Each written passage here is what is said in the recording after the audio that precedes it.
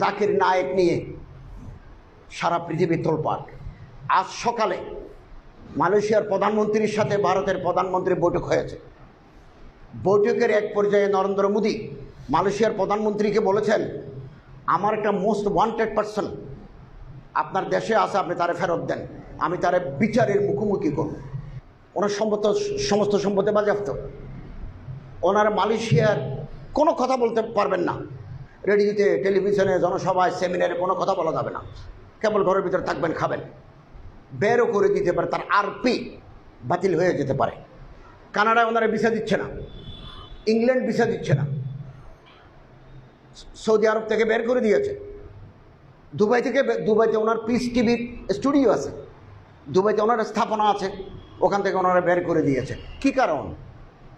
প্রিয় দর্শক, ডক্টর জাকির নায়েককে কেই বা নিয়ে বিতর্ক না করছে, যে পারছে সেই বিতর্ক করছে ডক্টর জাকির নায়েককে নিয়ে। ডক্টর জাকির নায়েকের নাগরিকত্ব বাদ করা হয়েছে ভারতের ভিতরে, এবং তার টিভি চ্যানেলকে বন্ধ করে দেওয়া হয়েছে ভারতের ভিতরে, এবং কি মোদী সরকার নিজে সরাসরি অন্য সব রাষ্ট্রের সাথে যোগাযোগ করছেন, যাতে করে জাকির নায়েকের এরকমভাবে ভিসা এবং তার নাগরিকত্ব সবকিছু বাতিল করে দেওয়া হয়, এবং তাকে এরকমভাবে তার দেশে যেন আবার মোদী সরকারকে যেন ফিরিয়ে দেওয়া হয়। এই বিষয়ে মোদী সরকার নিজে অন্য সব রাষ্ট্রে যোগাযোগ করছে। এই বিষয়ে মুখ খোলেন আমাদের ধর্ম উপদেষ্টা আফম খালেদ হোসেন সাহেব। এই বিষয়ে চমৎকার বিস্তারিত এক তথ্য দিয়েছে ডক্টর জাকির নায়েক সম্পর্কে। আমরা শুনবো আমাদের ধর্ম উপদেষ্টার জবানে সেই চমৎকার জাকির নায়েক সম্পর্কে তথ্য, এবং এই তথ্যের পরে আশা করি আমাদের জাকির নায়েক সম্পর্কে আমাদের ধারণা চেঞ্জ হয়ে যাবে অবশ্যই। চলুন কথা দীর্ঘ করবো না, ডক্টর জাকির নায়েকের সেই তথ্য, অজানা বিষয়গুলো আমাদের ধর্ম উপদেষ্টার জবান থেকে আমরা শুনে আসি। জাকির নায়েক নিয়ে সারা পৃথিবী তোলপাড়। আজ সকালে মালয়েশিয়ার প্রধানমন্ত্রীর সাথে ভারতের প্রধানমন্ত্রীর বৈঠক হয়েছে। বৈঠকের এক পর্যায়ে নরেন্দ্র মোদী মালয়েশিয়ার প্রধানমন্ত্রীকে বলেছেন, আমার একটা মোস্ট ওয়ান্টেড পারসন আপনার দেশে আছে, আপনি তারে ফেরত দেন, আমি তারে বিচারের মুখোমুখি করব। আমাদের ইমান, আমাদের উখুওয়াত, আমাদের বারাদরি পানি হয়ে গেল দুনিয়ায়। এক ব্যক্তিকে একটা প্রেসিডেন্ট, প্রধানমন্ত্রী বলে যে আপনি ফেরত দেন। এখন ভারতে ওনার নাগরিকত্ব নাই, ওনার সমস্ত সম্পত্তি বাজেয়াপ্ত। ওনার মালয়েশিয়ার কোনো কথা বলতে পারবেন না, রেডিওতে, টেলিভিশনে, জনসভায়, সেমিনারে কোনো কথা বলা যাবে না, কেবল ঘরের ভিতরে থাকবেন, খাবেন। বেরও করে দিতে পারে, তার আরপি বাতিল হয়ে যেতে পারে। কানাডায় ওনারা ভিসা দিচ্ছে না, ইংল্যান্ড ভিসা দিচ্ছে না, সৌদি আরব থেকে বের করে দিয়েছে। দুবাইতে ওনার পিস টিভির স্টুডিও আছে, দুবাইতে ওনার স্থাপনা আছে, ওখান থেকে ওনারা বের করে দিয়েছে। কি কারণ? কারণটা কি? উনি আহলে হাদিস, উনি ইহুদির এজেন্ট, উনি খ্রিস্টানের দালাল, উনি জঙ্গি, উনি টাই পড়েন, শার্ট গায়ে দেন। এগুলো হচ্ছে স্থূল কথা, যাদের দিমাগ মোটা তারা একথা বলে থাকে মাত্র। কেন জাকির নায়েক সারা বিশ্বের জন্য আজকে চ্যালেঞ্জ হলো? কেন? পিছনে অন্য কারণ আছে। এই কারণের পিছনে কেউ নাই। বড় বড় কিতাব লিখেছি, ইহুদির দালাল, জাকির নায়েক, এ সমস্ত কথা আমরা বলেছি। হক কথা বলার লোক নাই। জাকির নায়েক তাকাবুলে আদিয়ানের মাহের, scholar on comparative study of religion, বিভিন্ন ধর্মের উপরে তার পড়াশোনা আছে, যেটা আমার নাই, আপনার নাই। হিন্দু ধর্মের ভিতরে কি আছে, মনুতে কি আছে, শ্রীমদ্ ভগবতে কি আছে, রামায়ণের ভিতরে কি আছে, কোন পৃষ্ঠায় কি আছে, gospel, Talmud, New Testament, Old টেস্টামেন্টে কি আছে উনি জানেন। কোরআন শরীফের উপরে ওনার একটা অবুর আছে, আহাদিসে নববিয়ার ভিতরে ওনার একটা দখল আছে।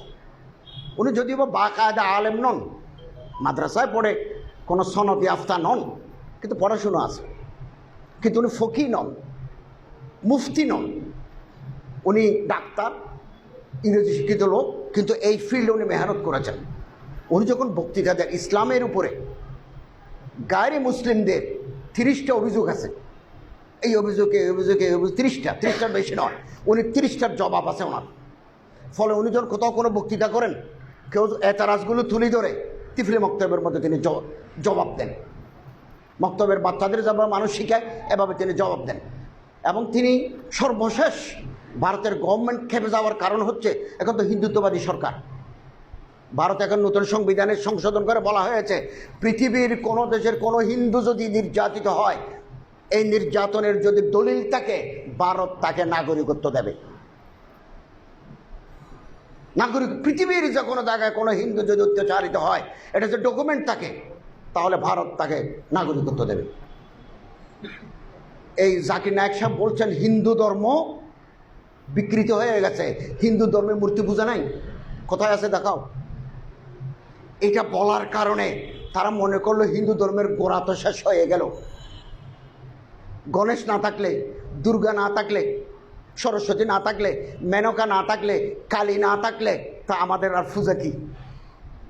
তখন মনে করছে এই মানুষটা পৃথিবীর যেখানে তাকে ধরে আনি তারা জবাই করে দিতে হবে, এই জন্য ফেরত চায়। কানাডায় গেছেন, ব্রিটেনে গেছেন। ব্রিটেনে তিনি বক্তৃতা করেছেন 2টা, ইংল্যান্ডে করেছেন, কানাডায় করেছেন 2টা।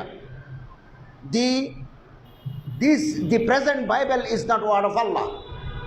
বর্তমান বাইবেল যেটা বাজারে সেটা আল্লাহর কালাম নয়।